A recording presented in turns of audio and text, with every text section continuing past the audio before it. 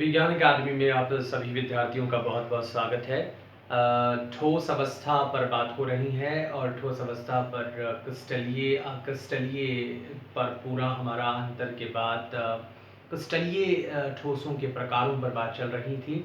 उसमें हमने 3 प्रकार पूरी तरह से पढ़ लिए हैं, उन्हें एक्सप्लेन कर दिया है, चाहे वो आयनिक सॉलिड्स हों, चाहे वो कोवेलेंट, चाहे वो मेटालिक हों और चाहे वो मॉलिक्यूलर हों।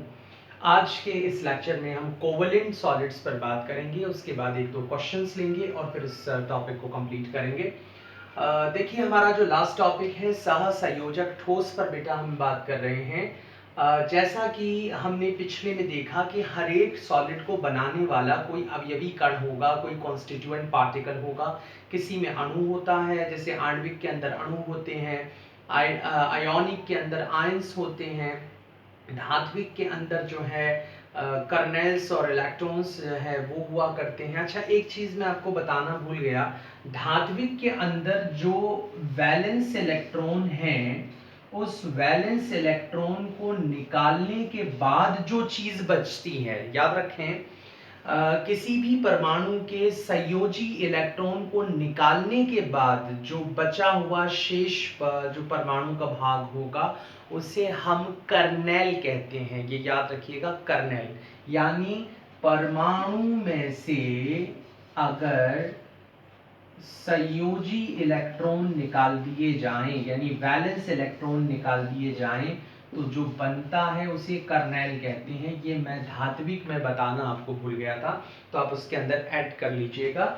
आज हम बात कर रहे हैं सहसंयोजक सॉलिड्स की। बेटा सहसंयोजक जो सॉलिड्स हुआ करते हैं, इसके अंदर अवयवी कण परमाणु हुआ करते हैं, यानी परमाणु से मिलकर के बनी ये संरचना होगी। और याद रख लें कि किसके परमाणु सबसे ज्यादा होंगे?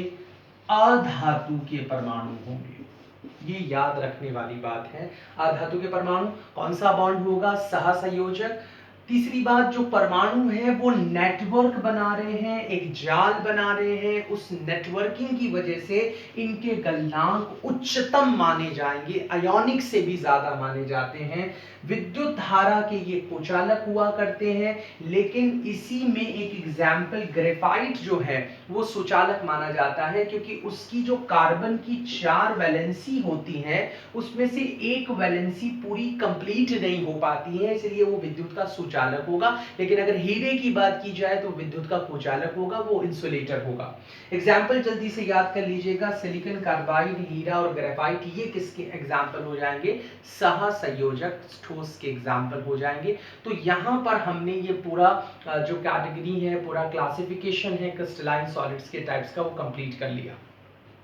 अब आपको मैं अगर क्वेश्चन आंसर कराऊं तो बेटा याद रखें क्वेश्चंस कैसे आते हैं। आपको कोई भी कंपाउंड दे दिया जाएगा, जैसे आपको दे दिया गया I2, जैसे आपको दे दिया वाटर, जैसे आपको दे दिया सिलिकॉन कार्बाइड, जैसे आपको दे दिया पोटेशियम क्लोराइड। अब आपसे कहा गया इसकी कैटेगरी लिखिए। देखिए, अगर सेम परमाणु से मिलकर के बना हुआ है तो आप उसको क्या कहेंगे? आणविक। वाटर, वाटर क्या कोई नेटवर्क बना रहा है क्या? नहीं। क्या ये धातु है क्या? नहीं। क्या ये आयनिक कंपाउंड है क्या? नहीं। तो इसका मतलब 3 कैटेगरी चली गई, तो ये भी किस में आएगा? आणविक ठोस में आ जाएगा। सिलिकॉन कार्बाइड, देखिए सिलिकॉन के जो कंपाउंड है, हीरा है, ग्रेफाइट है, ये आंख मीच करके आप इसको क्या लिख सकते हैं? सहसंयोजक।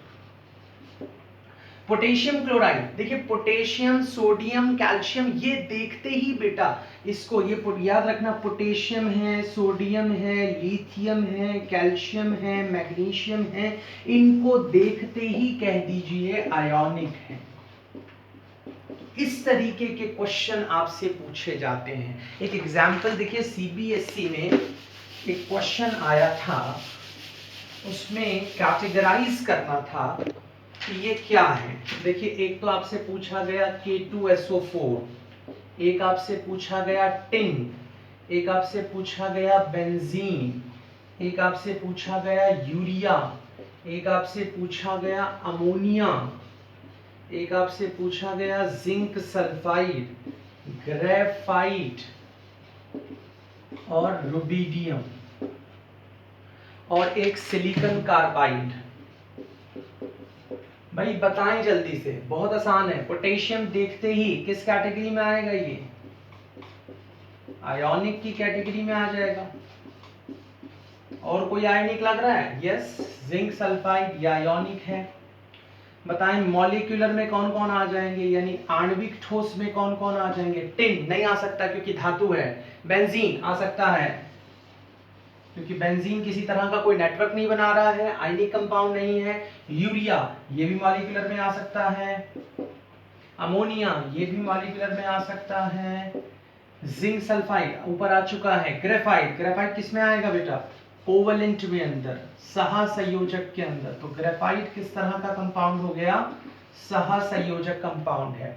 रुबिडियम, रुबिडियम अकेला है, किसी से जुड़ा हुआ नहीं है, आरबी है, अकेला देखते ही समझ जाइएगा मेटालिक है। तो ये जो रुबिडियम है it will be considered as metallic. और सिलिकॉन कार्बाइड ये भी किसमें आ जाएगा? कोवेलेंट में। तो देखते ही आपको एग्जांपल समझ में आ जाना चाहिए। पोटेशियम सोडियम अगर ये दिख जाए तो आयोनिक होगा, सिलिकॉन